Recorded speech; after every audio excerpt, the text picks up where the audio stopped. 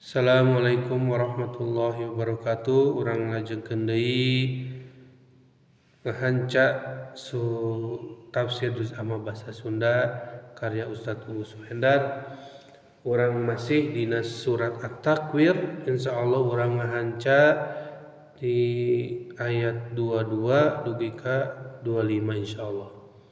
A'udzu billahi minasy syaithanir rajim. وما صاحبكم بمجنون ولقد رآه بالأفق المبين وما هو على الغيب بضنين وما هو بقول الشيطان الرجيم. Jeung saestuna sobat maraneh teh lain jelema owah jeung manehna Muhammad geus ningali manehna nyaeta Jibril di ufuk kalayan tetela jeung manehna lain jalma pedit dina masalah gaib jeung eta Al-Qur'an teh lain omongan setan anu diranjam. Opat sifat malaikat Jibril karim zi kuwatin mutta'in jeung amin anu diterangkeun dina ayat 18, 20 jeung 20 hiji. Maka ayat saterasna ngajelaskeun sifat urusan Allah Kanjeng Nabi Muhammad sallallahu alaihi wasallam anu nampi Al-Qur'an ngaliwatan malaikat Jibril. Wa ma jeung teu pisan-pisan sahibukum sobat maraneh nu ngaran Muhammad bimajnun kakeunaan panyakit gelo pedah laku lampahna beda jeung kailaharan maraneh.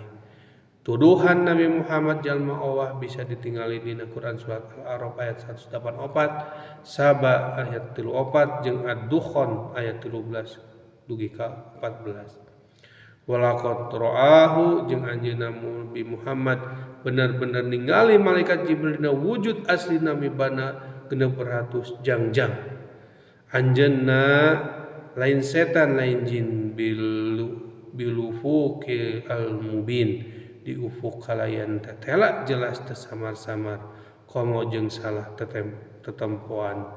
Imam Al-Qurtubi ngahartian al-ufuqil al-mubin tempat bijilna panon poe sedangkan wahbah Zuhaili mah sidratul muntaha sakumaha dijantrakeun dina Quran surat An-Nazm ayat 11 dugi ka 14. Wa ma huwa jeung teu pisan anjeunna teh al-ghaiba kana masalah-masalah gaib bidonin ngoretkeun Kanjeng Nabi lain dukun atawa paranormal nu sok ngobrol alam gaib jeung narawang nu bakal kasorang tapi Rasul utusan Allah nu mibanda pancen nganepikeun wahyu kalayan jujur. Wa ma huwa jeung eta Al-Qur'an teh lain biqauli syaitani ucapan setan rajimin anu diranjam anu dijauhkeun tina rahmat Allah Subhanahu wa taala. Tuduhan kafir Quraisy yang Quran ucapan setan bisa ditingali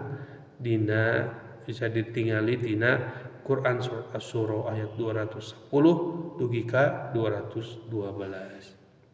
Sakatuhula urang ngahanca tafsir juz amma karya Ustadz Uus Suhendar. Aqulu qouli hada wa astaghfirullah li wa lakum. Assalamualaikum warahmatullahi wabarakatuh.